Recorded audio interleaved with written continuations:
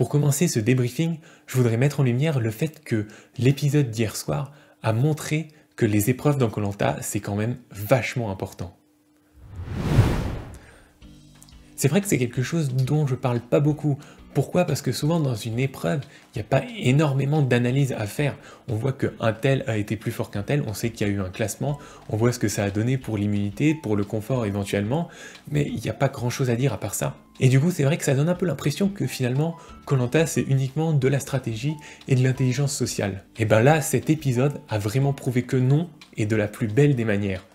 Alors certes, comme je l'ai déjà dit, je pense que c'est avant tout les erreurs stratégiques de Shanice qui ont causé sa sortie, mais il n'empêche que s'il n'y avait pas eu cette épreuve d'immunité, les choses auraient été complètement différentes. D'une part, dans le bas des performances, où on avait Mathieu contre Arnaud en fait, et c'est Mathieu qui a lâché en premier, ce qui fait qu'il s'est pris la pénalité. Et ensuite, dans le haut des performances, où on a eu Flavio contre Jonathan, finalement c'est Jonathan qui est sorti vainqueur, et du coup c'est lui qui a pu choisir qui il allait mettre en danger sur le duel. Très bien joué de sa part, il savait qu'il y avait un noyau dur jaune parce que ça avait été révélé de manière pas du tout subtile lors de l'épreuve du tir à l'arc, et ben il a fait en sorte que ce soit deux membres de ce noyau dur qui s'entre-éliminent à l'épreuve d'immunité.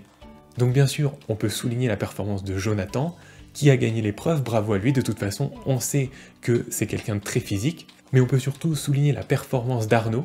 Oui, c'est une performance, parce qu'il n'a pas du tout le physique pour cette épreuve, et pourtant, il n'a rien lâché, il a fait preuve de combativité, et en ne lâchant pas le dernier, il a permis de replacer son équipe dans la course, tout simplement. Et puisqu'on parle d'épreuve, je vais en profiter pour revenir sur l'élimination de Mathieu. Honnêtement, je suis assez déçu de l'élimination de Mathieu. C'était peut-être pas le meilleur, mais je trouve que c'était un candidat très attachant. Malgré son tempérament sanguin, il avait réussi à se canaliser, à mettre ses capacités au service de l'équipe, à essayer de mettre un peu d'eau dans son vin, d'arriver à discuter, de faire des concessions, et ça, j'avais trouvé ça génial de sa part. Mais c'est vrai qu'en tant que spectateur, on pouvait que se réjouir parce que Denis annonce une épreuve d'adresse et de patience, et là on se rend compte de quoi? Que c'est Thomas et Mathieu qui vont être sélectionnés, enfin ça pouvait pas mieux tomber, c'était juste parfait. Et effectivement, on les a vus, c'est pas du tout leur truc ce genre d'épreuve, et on peut dire que ça les aura bien forcés à repousser leurs limites là pour le coup. Et donc voilà, Thomas remporte cette épreuve, on a vu qu'il avait réussi à mieux rester concentré, Mathieu s'est beaucoup plus rapidement énervé, on sent qu'il a perdu patience assez vite. En tout cas, ils se quittent bons amis, évidemment, on s'y attendait, et ils étaient très liés, et puis ils ont été mis l'un contre l'autre de manière complètement involontaire. Mais voilà, les ex-rouges ont eu une opportunité de reprendre l'ascendant, ils l'ont saisi de la plus belle des manières grâce à Jonathan, et puis une fois de plus, koh c'est pas que de la stratégie, c'est pas que de la cohésion de groupe. À un moment, il faut être performant dans les épreuves si vous voulez aller loin.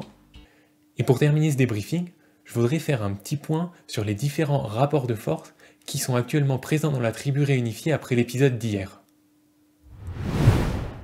À la suite de cet épisode, on se retrouve un peu avec le koh des indécis.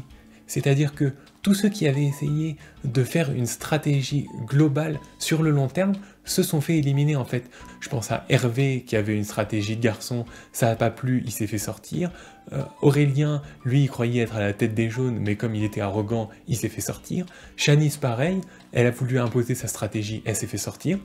Donc maintenant, on se retrouve avec tous ceux qui ne suivaient pas de stratégie, ou alors étaient dans une stratégie mais en mauvaise position, ou alors ont changé de stratégie en cours de jeu. Enfin, il n'y a plus vraiment de cohérence globale. On a éventuellement un noyau dur jaune de 3 personnes, Flavio, Myriam et Thomas. On pourrait éventuellement avoir aussi un noyau dur rouge avec Laure, Maxine et Magali, toujours les 3 filles.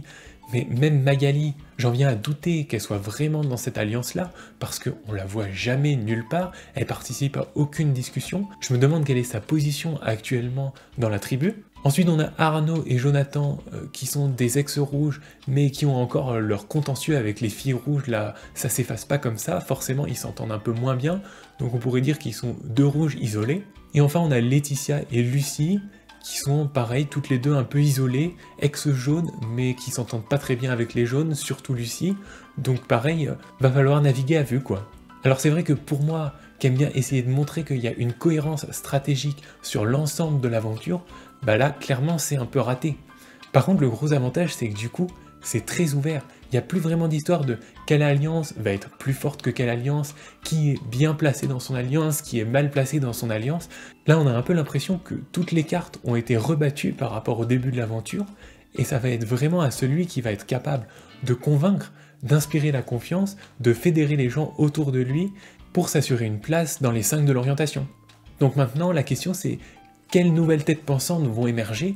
Alors, on pourrait penser à Vincent d'une part, parce qu'il est renforcé par sa prestation aux ambassadeurs et par son coup d'éclat lors du dernier épisode. On peut aussi penser à Laure, elle est toujours en confiance à mon avis grâce à ses victoires stratégiques et à ses performances dans les épreuves.